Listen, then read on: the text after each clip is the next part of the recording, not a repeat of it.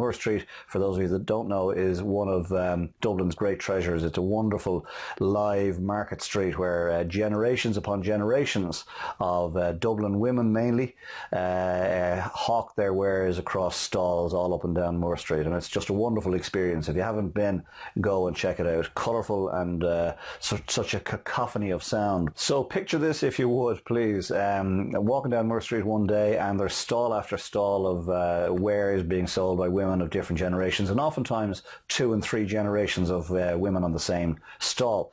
And I came across this scene many years ago where there was a granny, a mammy, daughter, and daughter has a baby in a buggy. Right, so granny, mammy, daughter, and daughter has a baby in a buggy. So we're now talking 4 generations on the one stall. And this other stall holder from across the way comes across to ooh and ah about the new baby. And of course, everybody's full of smiles. And she comes over and says, "Oh, Jesus, look at that beautiful, beautiful little baby, gorgeous." And the little baby's looking up, of course, full of delight because she's being attended to. And then, of course, the visitor bends down in real coochie coo fashion, as we've all done to babies in buggies. And instead of going coochie coo, she leans down and she says, "You're a little bitch. What are you? A little bitch." And of course, the baby is delighted with herself, and she's laughing, and the arms are flapping and the legs are kicking, and the mother is delighted, and the granny's delighted, and the great granny's delighted because the new arrival got some attention. But just think about that for a second. The words "you're a little bitch," "what are you, a little bitch," completely opposed to the body language which said "I love you, I love you, I love you, you're gorgeous, you're beautiful."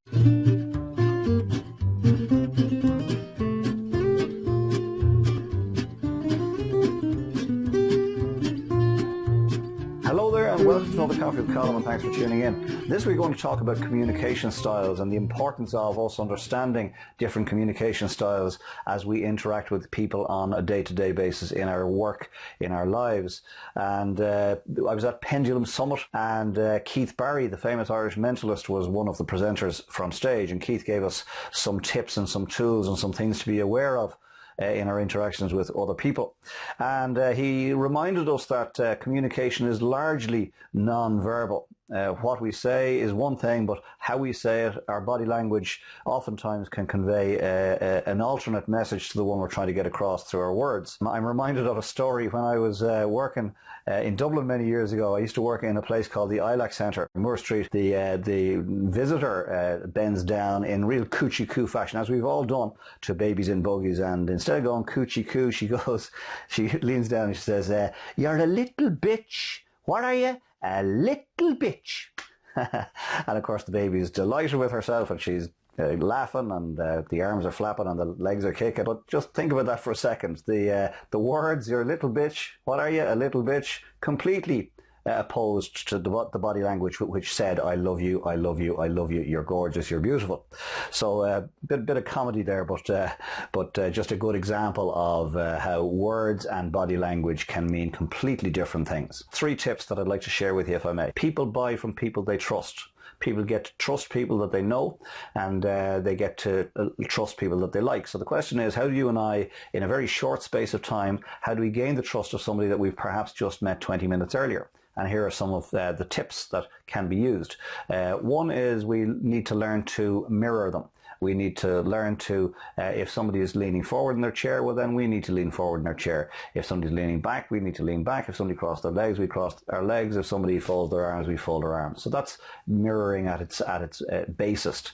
And it's not manipulative. It's just us finding the rhythm of the person that we're dealing with. People like patterns. We are pattern followers and pattern seekers as a species. People like them. So if your prospect gets to like you because he sees or she sees that you are like them, well then it's one step towards building that trust that's going to be needed in a commercial relationship.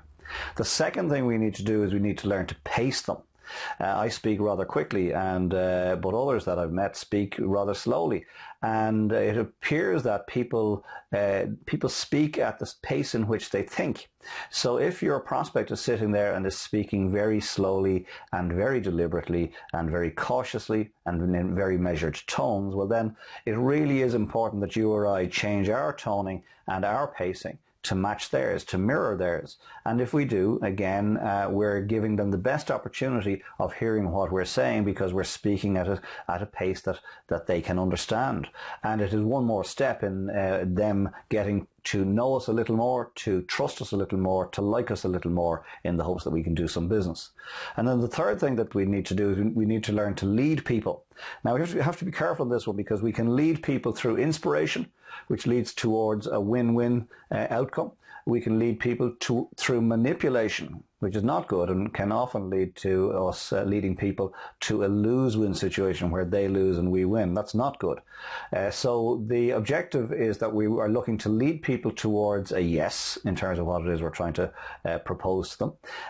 But how do we do that? Well, we do that by asking them questions. We do that by asking them questions about the problems they're having, because amateurs sell products and professionals sell solutions, and professionals with integrity will only sell solutions if their solution is the right solution for the person presenting the problem.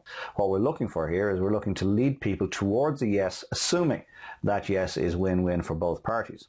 So how do you do that? You ask questions, and you delve deeper into their problems, and then you're in a position to present your product or your service as a solution to their problems. And in doing so, you're leading them towards saying a quality yes, that's win-win. You can do so by getting them to say yes to small stuff throughout the conversation. Isn't it a lovely day? Yes, it is. We agree on that point, don't we? Yes, we do. Can you see where I'm going with that particular line of thought? Yes, I can. So you're looking to get your prospect to say yes multiple times in the conversation, because at the very end you're hoping that your prospect is going to say yes to the solution that you're going to provide to them. So we've got to be careful out there, because there are charlatans out there who are looking to bait you and set your yes all through the conversation with one objective in mind, and that's to get their hand in your pocket. Twice in my life that I'm aware of, I've been led by charlatans who use this type of mirroring and pacing and leading towards a lose-win situation. Lose in my case, win in theirs. Not nice behavior, but such is life. So we got to be careful out there, right? We got to be careful that we're leading people towards a successful conclusion that is win-win for them. We've got to lead people through inspiration and not through manipulation. And we've got to be careful on the other side that we're not being led through manipulation, that in fact we're being led to yes, win-win decisions through inspiration and not manipulation.